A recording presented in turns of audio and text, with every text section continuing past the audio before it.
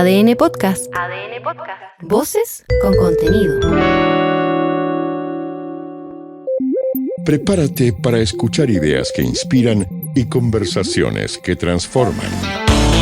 Aquí comienza Tecnociencia, el podcast con Andrea Obaid. Ciencia, tecnología, salud y medio ambiente en un mismo lugar. Una presentación de Sodimac, más socios que nunca. Enter Empresas, a tu partner tecnológico. Elígelo bien. Y Arauco, renovables para una vida mejor. Gabriel, tú eres un tremendo comunicador científico y principalmente dejaste la academia para contar historias. Sí. ¿Cuál fue el clic que te hizo en tu vida para empezar este camino? Yo diría que hay dos. El primero es el fútbol. ¿Verdad? Sí, resulta que hace 14 años jugando fútbol me corté el tendón de Aquiles. Y me operaron y en el postoperatorio me mandaron a la cama 2 meses. Pero... Y yo dije, qué cosa más espantosa. Y yo creo que es súper importante porque revela algo que a veces se nos olvida. Es súper importante aburrirse. Y yo estaba súper aburrido y dije, yo siempre me gustó escribir, voy a escribir una novela policial. Y me fue pésimo con eso. Pero no es como que hubiera dicho, no sé, voy a pintar la Mona Lisa, ¿cachai? Y después dije, ok, no una novela policial, pero tengo ganas de escribir, así que voy a escribir de otra cosa de la que yo sí sea, de la que yo sí sepa. Voy a escribir de ciencia. Y así empecé a escribir un blog de ciencia. Y ese fue el camino que lentamente me conectó con los medios primero y luego con los libros. Y en paralelo comenzó a crecer en mí un sentimiento de desazón con la vida académica. Yo he pensado mucho esto y yo creo que habría sido un científico muy feliz en el siglo XIX. Pero las presiones modernas por publicar más, por tener más proyectos, que han convertido hoy a muchos científicos básicamente en administradores y gerentes de pequeñas empresas, chocaba mucho con lo que yo había imaginado que iba a ser mi vida como científico. Entonces, por un lado, la incomodidad con la vida académica, más la oportunidad de comunicar. Gracias a esta lesión que me permitió ponerme a escribir, fueron los dos factores que se juntaron en un momento y marcaron mi salida del mundo científico y la entrada al mundo de la comunicación. ¿Y cuál es entonces la importancia que tú ves que los científicos y las científicas sepan comunicar, sobre todo en esta era de la desinformación, pero donde todavía sigue habiendo esta presión de publicar papers, Sí. de que es mal visto comunicar y que esto lleva a las universidades a la acreditación y luego Claro. a una mayor admisión? Exactamente, tenemos un ecosistema súper complejo donde uno de los pocos incentivos que existen hoy para investigadoras e investigadores en la academia es el paper, la publicación científica. No existen incentivos similares a comunicarle a públicos no expertos lo que hacen. Y eso yo creo que lentamente va a empezar a cambiar, por varias razones. La primera es que la academia como destino de quienes hacen un doctorado se va a agotar, porque no da abasto el sistema. No hay suficientes universidades en el fondo para incorporar a todos los que decidieron hacer un doctorado. Y por lo tanto, vamos a tener que empezar a formarlos con un destino laboral que es distinto, no solo la universidad, sino que también la industria, las organizaciones, el Estado y la comunicación. Entonces tengo la sensación que esa presión va a empezar a exigir que las universidades incorporen otras maneras de formar a esos científicos, no solo como productores de conocimiento, sino que también personas que lo pueden aplicar en distintos contextos. Y la comunicación va a ser uno de esos. Pero tengo la sensación de que va a ser gradual, pero que ya empezó. ¿Y un científico puede vivir de la comunicación de la ciencia? Pero qué bueno, pero no todos son Gabriel León. No, pero es que yo creo que también tiene que ver con decidir a partir de lo que tú puedes hacer. A mí me encanta comunicar, me gusta el escenario, me gusta escribir, aparentemente lo hago bien, y creo que todo eso se juntó. Además, yo creo que también hay que reconocerlo, hay que tener suerte. Creo que me tocó hacer esta transición en un momento en que los medios buscaban personas que hicieran esta pega y yo tenía algunas habilidades naturales que pude con el tiempo ir perfeccionando. Y ciertamente eso permitió tomar un espacio.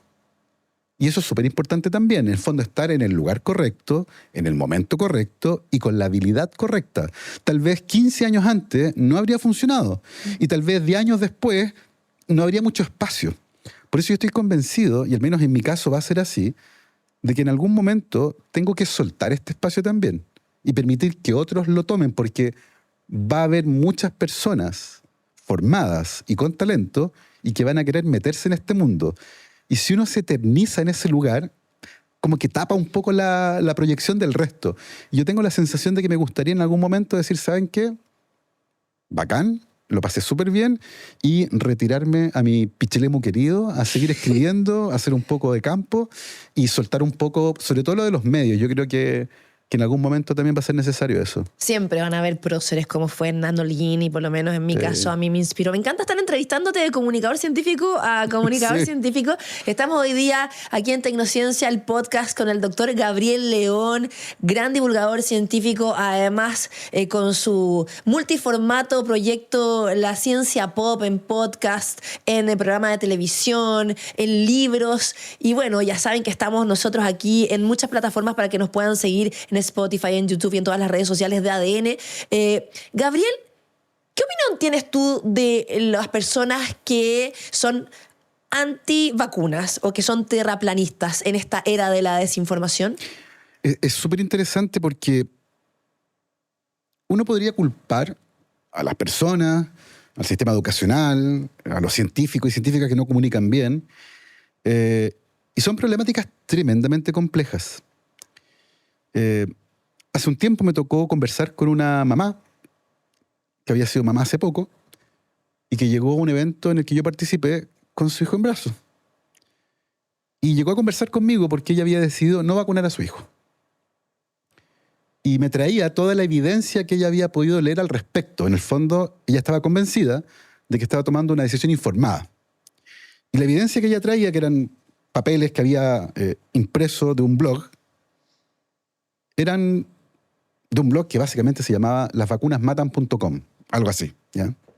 Entonces yo veo este escenario y digo yo, esto no puede ser una guerra de evidencia. O sea, ella no me puede decir, mira lo que encontré, y yo no le puedo tirar un paper en la cara. Y decirle, mira, acá tiene un Nature, acá tiene un New England Journal of Medicine, aquí tiene... No va por ahí la cosa. ¿Por dónde va? ¿Cuál es la emoción que acompaña a esta persona en ese momento? Y yo le empiezo a preguntar, más allá de la evidencia que ella tiene. Y luego de conversar con ella un poco rato, me di cuenta que lo que había ahí era miedo. Ella tenía miedo a que a su hijo le pasara algo malo. Eso es todo. O sea, si uno destila este asunto y deja lo más relevante es eso. Estoy frente a una mujer que tiene miedo de que a su hijo le pase algo malo. Y yo pensé en mi caso. Mi hija está vacunada contra todo lo que existe. Mi hija es básicamente un anticuerpo con patas. ¿Por qué la vacuno yo? Por miedo. Tengo miedo de que le dé sarampión, tuberculosis, hepatitis A, hepatitis B, hepatitis C, tos convulsa, difteria. A eso le tengo miedo yo, no a la vacuna. En el caso de esa mujer y en el caso mío, el driver, lo que nos mueve es el miedo, una emoción humana de las más relevantes. Y me di cuenta que no tiene que ver con la evidencia, tiene que ver con el miedo que uno siente de ciertas cosas. Pero en su caso, el miedo estaba puesto en las vacunas y en el mío en las enfermedades. Entonces le empecé a preguntar, ¿tú conoces el sarampión? ¿Tú has oído hablar alguna vez del ángel ahogador de los niños? Que así le decían a la difteria hace 100 años. Y no conocía ni una de estas enfermedades. Y yo le dije, mira, no te voy a convencer de que vacunes a tu hijo, pero sí me gustaría que así como leíste sobre vacunas en este blog, leas un poco sobre enfermedades. Lees sobre el sarampión, lees sobre la tuberculosis, lees sobre las consecuencias negativas de estas enfermedades, lees sobre la difteria y después sigue pensando sobre tu decisión. ¿Y qué te dijo? Se fue con ese compromiso. ¿No supiste si la vacunó a la hija? No tengo idea si vacunó o no a su hijo, pero me pareció interesante el abordaje porque tengo la sensación de que muchas veces se nos olvida que detrás de esa decisión hay una persona que siente algo y que ciertamente justifica su decisión en base a información que leyó, que puede ser un montón de noticias falsas, desinformación, pero hay una emoción detrás y esa emoción justifica muchas de nuestras acciones. Entonces, si uno como comunicador científico no tiene en cuenta que la evidencia y lo que esa persona siente conviven, estoy liquidado. Porque si no, vamos a terminar tirándole a la gente papers en la cara y diciéndole, mira, acá está la evidencia. O entiende o es estúpido. Y no podemos caer en eso, ¿ya? Y tengo la sensación de que eso nos exige entender mejor por qué las personas toman decisiones no solo en base a evidencia, sino que también a lo que sienten. Bueno, y respecto a eso, con todas las publicaciones que tienes de libros como La Ciencia Pop y otros más, que además llegas a niños, cuentas historias basadas en evidencia científica, pero que además son una forma muy entretenida de llegar con esa información. Y ahí lo que haces es conectar con emoción, con humor, ¿no? Quizás derribar estos miedos. Sí. ¿Hay alguna historia que te haya marcado profundamente y que siempre la recuerdes en este camino? Sí, para mí contar historias es fundamental, ¿ya? Yo creo que a veces la gente me dice, oye, Gabriel, ¿cómo hacemos a la ciencia entretenida? Y yo le digo, pero si la ciencia es entretenida. Pregúntale a cualquier científico o científica, lo pasan genial. Entonces hay que contarla sin sacarle la entretención. Y yo me acuerdo que la primera historia que yo en la universidad conocí, que me voló la cabeza, la aprendí justamente estudiando bioquímica. Un día que íbamos entrando al laboratorio, nos iban a enseñar a cultivar células, que es una habilidad que uno aprende, como cocinar. Y venía el ayudante con una bandeja con materiales y traía una placa de plástico con un líquido rosado. Y en la tapa, con un plumón, tenía escrita la palabra HeLa, H-E-L-A. Y yo le digo, yo soy súper curioso, le digo, oye, ¿qué significa HeLa? Y me mira y me dice, no tengo idea. Buena onda. Y el otro ayudante que viene atrás me dice, no, es el nombre de la persona que donó las células. Y yo así, ¿son las células de una persona? Y me dice, obvio, no van a salir del aire. O sea, son... Y yo así como que eso ya me hizo clic. Tengo en mis manos la célula de alguien. Y yo, ¿quién es HeLa? O sea, para mí la pregunta no era, voy a aprender a cultivar estas células. Para mí la pregunta era, ¿de dónde salieron?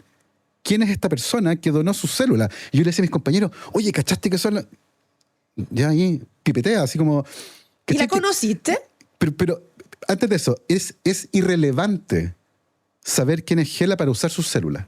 Pero yo estaba obsesionado con saber quién era. Entonces terminé esa cuestión y dije, yo necesito saber quién es HeLa. Y fui de vuelta al laboratorio donde yo trabajaba, me metí a internet y empecé a buscar, y de repente aparece esta mujer, Henrietta Lacks, una mujer afroamericana pobre que llevaba muerta más de 50 años. Y yo decía, ¿cómo es posible que yo tenga ahora sus células en mi mano? Bueno, resulta que esta mujer llegó a un hospital, al Johns Hopkins en Estados Unidos en los 50, con un tumor. Le hicieron una cirugía, el tumor era imposible de sacar, y el médico tomó una muestra del tumor, la puso en una placa y las células llenaron la placa. Y la pasó a otra placa y la volvieron a llenar. Y llevaban más de 80 años así. Y sus células repartidas por todo el mundo habían ayudado a descubrir tratamientos nuevos, drogas nuevas. Gente se había ganado premio Nobel por investigaciones con estas células que se llaman HeLa por Henrietta Lacks, que es su nombre. Y yo encontré que esta historia era fascinante. Yo encontraba inconcebible que a nosotros, que estudiamos bioquímica y que usábamos esas células, no nos enseñaran quién había sido Henrietta Lacks. Como que separaban a esta persona de sus células y nos enseñaban sencillamente a usarla. Era una cosa utilitarista. Pero detrás de eso había alguien y una historia maravillosa que merecía ser contada. Bueno, y de hecho, de alguna forma sigue la inmortalidad. De hecho, se conoce a Henrietta Lacks como la mujer inmortal, porque sus células siguen creciendo en todos los laboratorios del mundo. Pasa muchas veces con los estudiantes de medicina, de anatomía, que tienen que usar partes de personas y que nunca sabes quiénes fueron. Y yo creo que le agrega algo, no creo que le reste. A veces dicen, no, es que no queremos que se involucren mucho. Y yo creo que no tiene nada de malo, porque después de todo, como decías tú, hay una persona detrás. Y conocer esa historia hace que el vínculo con el conocimiento sea más fuerte.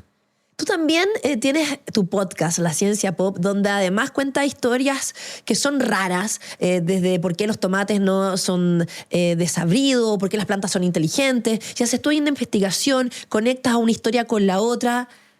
¿Qué historias raras te gustan? Todas. De hecho, muchas veces para decidir el tema del podcast, busco noticias de cualquier tipo.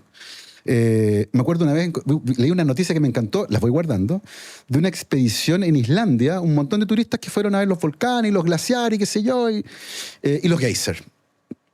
Y estaban paseando, se fueron todos, vuelven y les faltaba una turista. Se los perdió la turista. Y el chofer dice, gente, no nos podemos ir, se nos perdió una turista, estaba vestida así, hay que buscarla porque hay geyser, a lo mejor se cayó, se perdió. se organiza una operativa de búsqueda, no aparecía, llegó la policía, llegaron los bomberos, horas buscándola. Y de repente alguien dice, perdón, ¿a quién estamos buscando? No, esta mujer que estaba vestida así, así, así. Y una persona levanta la mano y dice, soy yo, es que me cambié de ropa. No. Y ella misma se estuvo buscando con un montón de gente sin saber que la estaban buscando a ella. Y yo encontré que la historia era bacán. Y con esa historia armé una historia científica que tiene que ver con cómo encontramos cosas, cómo buscamos algo y cómo encontramos cosas que a veces ni siquiera estamos buscando, cosas de ese tipo. Ese tipo de historias a mí me encantan y me gusta encontrarlas, las guardo, tengo como una despensa narrativa y las voy guardando y de repente digo, esta, y la puedo juntar con esto, y la puedo juntar con esto otro. Entonces me gusta que las historias tengan una narrativa que va moviéndose, que tiene una columna vertebral, pero que a veces no es evidente. Y ese tipo de historias a mí me encanta contarlas, y a la gente que la escucha el podcast, por cierto, le encanta escucharlas. O sea, eso también es quizás la gracia que tiene tu podcast de por qué además es exitoso. O sea, es el podcast de ciencia más escuchado en Chile, también en otros países de la región, en otros países de otros continentes. ¿Crees que esa es la clave? ¿Buenas historias que conecten o que sean raras? Creo que las buenas historias son fundamentales porque nos entretienen. Eso es lo principal. Pero creo que es importante nunca olvidar que la evidencia científica por sí sola difícilmente va a convencer a alguien que tiene una creencia opuesta a la evidencia científica. Y una de las historias más bonitas al respecto la escuché esta semana. Y es la historia de una científica del clima que trabaja en la NASA. Se llama Kate Marvel. Y ella contaba con un poco de desazón que su padre, un hombre conservador, no cree en la crisis climática. Y ella es científica de la NASA que trabaja en crisis climática. Entonces, ella contaba, decía, tengo esta espinita en mi corazón, y es que yo trabajo en esto, entiendo el tema, conozco la evidencia, y mi padre no cree. Y he tenido una lucha permanente contándole la evidencia, y nada de eso hasta esta semana. Mi padre cambió de idea. ¿Y cómo? Y ella dice, y lo más divertido es que no fue mi trabajo. No fui yo, no fue la NASA, no fue la evidencia dura. ¿Qué fue lo que lo convenció? Resulta que mi padre, cuenta ella, esta semana supo que todas las compañías de seguro en Estados Unidos consideran el riesgo climático en las primas. Entonces, si tu casa está cerca del borde costero, el seguro es más caro. ¿Por qué? Porque con la crisis climática y las marejadas y la subida, tu casa corre más riesgo, las compañías gestionan el riesgo y por lo tanto contratan a expertos en clima. ¿Y cambió Y este señor dijo, si el capitalismo cree en la crisis climática, entonces debe ser cierto. Qué bueno. ¿Te das cuenta entonces cómo la evidencia científica desnuda no sirve de mucho? Porque te puede mostrar los datos de temperatura, de que sube. Entonces, no creo. Es algo que conecta al final. Hasta que lo conectó con una creencia que él ya tenía y dijo, ahora sí. Entonces, si no entendemos qué es lo que mueve a las personas, las podemos bañar en evidencia y no van a cambiar de opinión. El acto de persuadir a alguien implica necesariamente bien conocer qué cree, a qué le tiene miedo y cómo se planta frente al mundo. Entonces, la comunicación de la ciencia siempre debe incluir evidencia científica rigurosa del más alto nivel, pero también la comprensión profunda de las creencias de las personas para poder actuar de manera clara y decisiva. ¿Y qué podemos hacer entonces para que la ciencia sea un tema importante para toda la población? Porque claramente, más allá de que muchos pueden pensar que es aburrido, tenemos a los niños que sí se interesan por la ciencia, va a depender mucho de los profesores que tengan, que sean motivadores o que los saquen a terreno, pero hablemos de la gente en general. Sí, yo tengo dos ideas al respecto. La primera es que siempre va a haber un montón de personas a las que la ciencia no les va a interesar. Y me parece bien, a mí no me interesa el béisbol. No me interesa el béisbol, no quiero saber qué pasa, no sigo la liga, no entiendo las reglas, no me interesa. Y hay un montón de gente a la que no le interesa la ciencia. Está bien, ¿ya? ¿Cómo lo cambiamos, dices tú? La pregunta es, ¿por qué habría que cambiarlo? Es interesante, ¿cierto? Y yo creo que acá está lo que al menos a mí me mueve, mi pensamiento de fondo. La ciencia en los colegios, sobre todo con los niños, no es importante por la ciencia. No es importante porque sepan la tabla periódica, el código genético, los planetas, los asteroides, las neuronas. No. La ciencia en los niños es importante porque les enseña a pensar con independencia. Les enseña a decir, me equivoqué, y les enseña a decir, tú tienes la razón. En el fondo, nos enseña a discutir con la evidencia por delante, entendiendo que nos podemos equivocar, que eso no es malo, que no es malo cambiar de opinión. Los científicos tenemos que cambiar de opinión. Cuando encontramos evidencia de buena calidad que sugiere que antes nos habíamos equivocado, decimos, nada que hacer, es por allá ahora. Y eso no es escándalo. Es sencillamente decir, nos estamos acercando a la verdad. Entonces, cuando enseñamos ciencia en el colegio, lo más importante no es la ciencia, es la forma de pensar que te exige la ciencia. Y esa forma de pensar te va a servir para cualquier cosa que tú quieras hacer en la vida. Pero además esos niños que salgan del colegio, que aprendieron a pensar y que van a pensar de esa manera en particular, van a sentir naturalmente un interés mayor por la ciencia. Y con el paso del tiempo eso podría cambiar, entendiendo que aún así va a haber personas a las que no les importe la ciencia. Lo que yo creo, sin embargo, es que la ciencia es importante porque nos ayuda a pensar de una manera en particular, más allá de la ciencia en sí misma. Y al menos parte de mi trabajo en los colegios tiene mucho que ver con eso, entender a la ciencia como un ejercicio intelectual. De todas maneras, hablemos de tu libro La ciencia oscura, donde hablas de fraudes, de la falta de ética y de varias situaciones históricas que han ocurrido, sí, ¿no? En la humanidad. ¿Cuál es la historia que más te marcó ese libro? Yo diría que los experimentos de Tuskegee. Esa es una historia que ocurrió en un pueblo en Alabama que se llama Tuskegee, en el que investigadores que trabajaban para el Estado, o sea, estamos hablando de un grupo organizado, financiado, no estamos hablando de un loco, estamos hablando de un grupo que funcionaba bajo el paraguas del Estado, decidió acercarse a personas que estaban infectadas con sífilis y en vez de ofrecerles la cura, que ya se conocía hace un montón de tiempo, decidieron sencillamente mantenerlos enfermos de manera crónica para mirar lo que les pasaba. El curso natural de la enfermedad, algo que también se conocía. Y esas personas tuvieron hijos.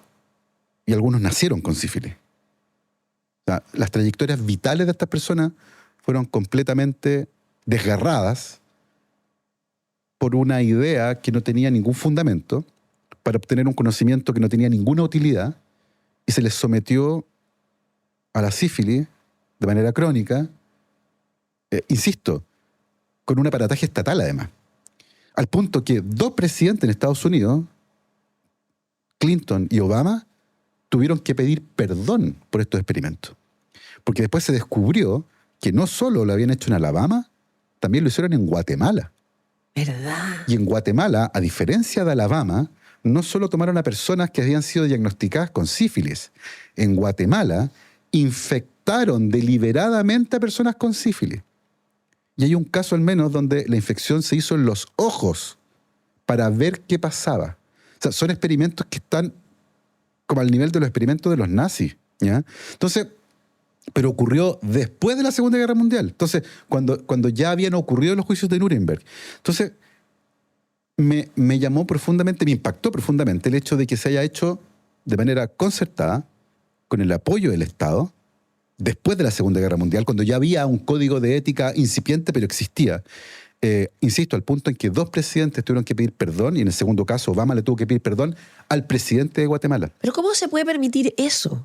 Bueno, en la edad moderna. Lo más llamativo es que esto solo se supo cuando una persona que trabajaba en el proyecto y se da cuenta de lo que estaban haciendo, les dice al resto, oye, ¿qué están haciendo? O sea, esto está mal. Y dicen, sí, pero hay que hacerlo. Y esa persona decide denunciarlo en los medios. Y esto finalmente se detiene porque aparece un artículo en el New York Times, la importancia de los medios. Entonces, alguien, un whistleblower, dice, yo voy a contar esta historia, un periodista lo toma, lo publica, sale en la primera plana del New York Times y estalla el escándalo. Entonces, cuando sale en la prensa, la gente dice, ups, teníamos este proyecto, pero ya no lo vamos a tener. Y se cancela y se esconde todo. Entonces, tengo la sensación de que la inmadurez, tal vez, de las normativas bioéticas permitió de alguna manera una suerte de moral flexible con respecto al experimento, sobre todo pensando que se hizo en Estados Unidos con población afroamericana, donde se les miraba con desdén. Hoy ciertamente el panorama ha cambiado. Si tú quieres hacer un experimento con ratones en una universidad, con animales de investigación, ¿cierto?, de experimentación, tienes que pasar por un comité de bioética. Y yo durante 9 años fui vicepresidente de un comité de bioética universitario. Entonces, es interesante porque mi trabajo académico me llevó a interesarme por este tema, que luego se convirtió en un libro.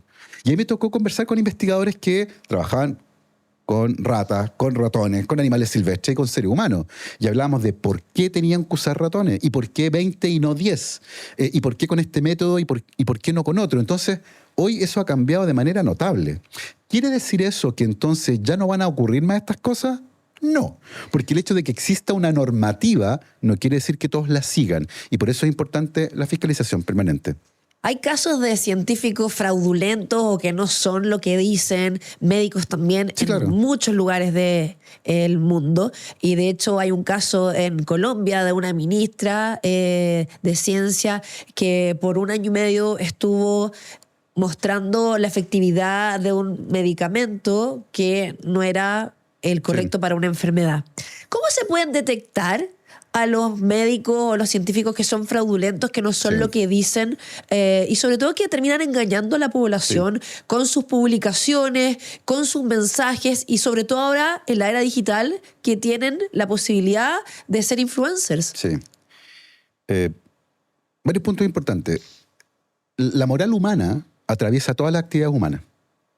O sea, hay abogados inmorales, periodistas inmorales, futbolistas inmorales, pintores inmorales, y por supuesto científicos también. Eso es importante porque tengo la sensación de que a veces la figura de la científica o el científico tiende a imaginarse como un ser especial, como que como que tiene otra categoría moral. Y no, es un ser humano mundano, común y corriente, que tiene un trabajo que entendemos menos, tal vez, que otros.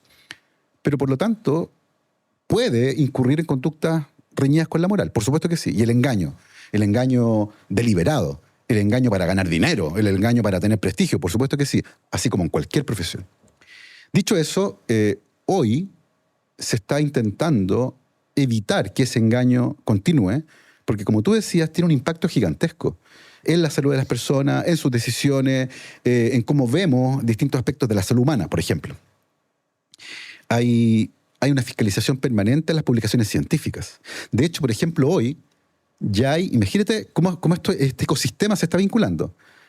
Empresas de tecnología que fabrican microscopios muy sofisticados y que dejan marcas en las imágenes para evitar que sean adulteradas.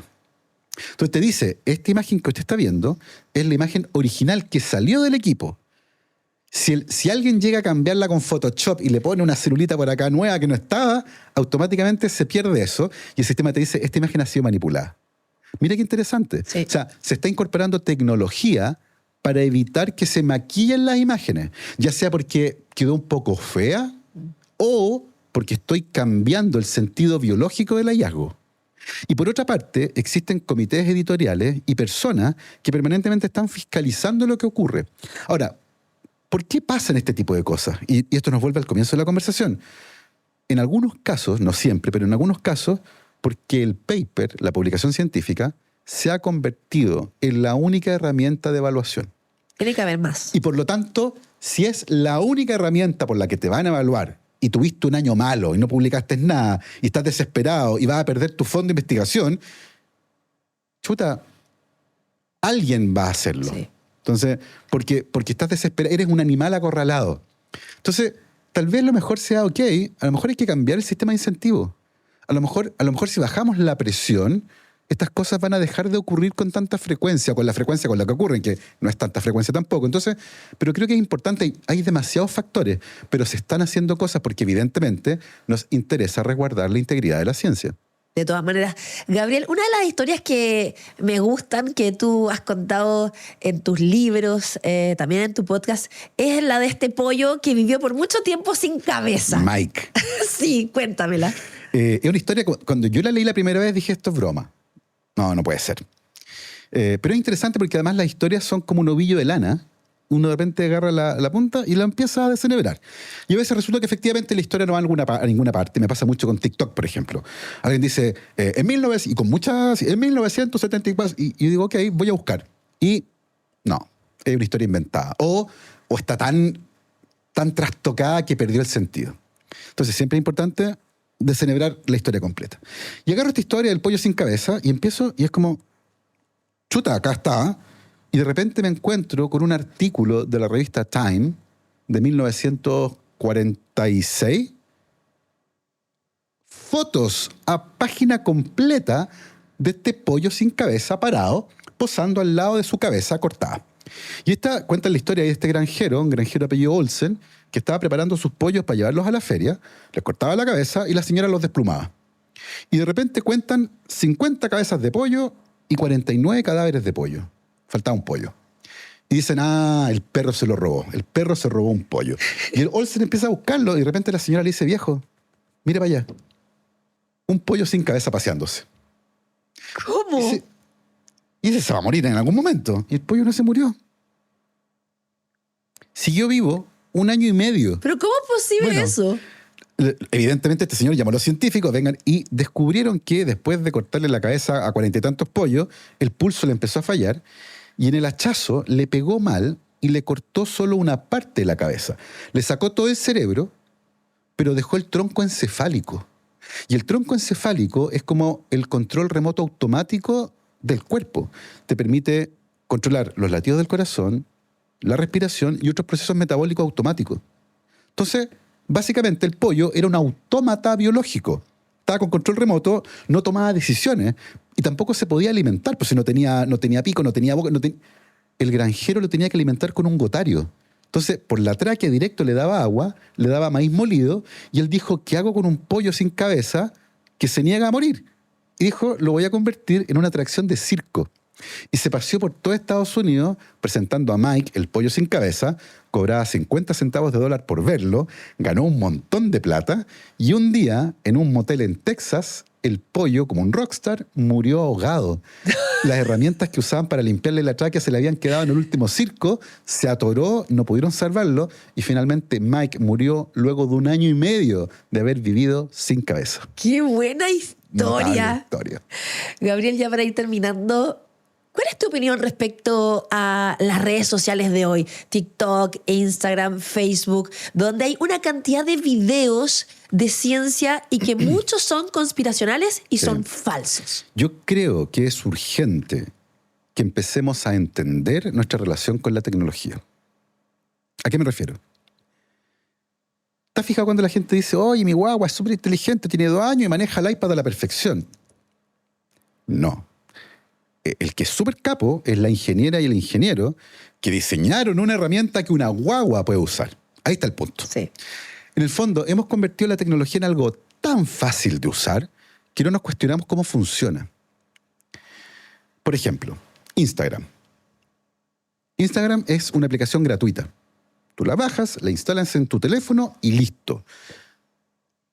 Qué raro, ¿no? ¿De qué vive la gente que trabaja en Instagram? Porque hasta donde yo sé, no pertenece a las monjitas de la caridad. Nada, pertenece a las monjitas de caridad. ¿Cachai? Pertenece a una empresa multimillonaria. Entonces yo no soy el cliente de Instagram. Si yo no soy el cliente, ¿qué soy? Soy el producto. Yo soy lo que Instagram le vende a sus verdaderos clientes, que son las empresas que ponen publicidad delante de nuestro ojo. ¿Cuál es el modelo de negocio? La atención nuestra. Entre más tiempo tú estés en la app, mejor. Y ojo que esto es para cualquier app. Sí. ¿Ya? Tu atención. Por lo tanto, ¿qué quiere decir eso? Quiere decir que la aplicación no te va a contradecir. Te va a encontrar la razón en todo y por eso que le gustan cuando tú pones me gusta en algo, porque después te sigue poniendo cosas que te gustan. ¿Para qué? Para que te quedes ahí. No vaya a ser cosa que te vayas a caminar al bosque. Pero es peligroso. Es tremendamente, pero tiene que ver, Andrea, con que no entendemos cómo funciona la tecnología. Sí. ¿Quién le paga a quién? Entonces, cuando yo entiendo que yo soy el producto, lo que se vende es mi atención, y que me quieren ahí para que yo esté todo el día mirando ahí, entonces yo empiezo a decir, ok, esto no me está gustando mucho. A mí me preocupa la desinformación que hay y que, sobre todo los niños y los adolescentes, se queden con algo que no es real. No, y sobre todo, me pasa, yo voy mucho a colegios. Esta semana fui a 3 colegios a dar charlas. Y los profesores siempre me dicen, tenemos un grave problema con los celulares. Están en clase jugando con el celular. Están todo el día chapoteando en dopamina porque el teléfono les da todo lo que quieren de manera automática y al instante. Yo tengo la sensación de que nos vamos a arrepentir en algún momento de haberle entregado tanta tecnología tan fácil de usar a un montón de niños sin haber averiguado antes qué es lo que le ocurre a su cerebro. Y una cosa interesante al respecto, tú hablas con cualquiera de estos magnates de la tecnología de Silicon Valley y son súper restrictivos con la tecnología con sus propios hijos. Porque saben lo que pasa. Pero no con el resto. Exacto. Entonces yo tengo la sensación de que ahí tenemos una conversación urgente como Estado, como familia y como empresas para poder entender un poco el rol de la tecnología en nuestras vidas y cómo eventualmente vamos a convivir con ella, porque yo no digo que no lo usemos, pero al menos entender un poco cómo funciona y tratar de disminuir los impactos negativos que puede tener, sobre todo los más pequeños. Gabriel, ha sido una conversación muy entretenida. Muy entretenida. Con muchos temas, más tantas historias que nos has contado hoy día. Gracias por estar en Tecnociencia, el podcast. No, gracias a ti por invitarme. Estuvo muy buena la conversación. No se la pierdan.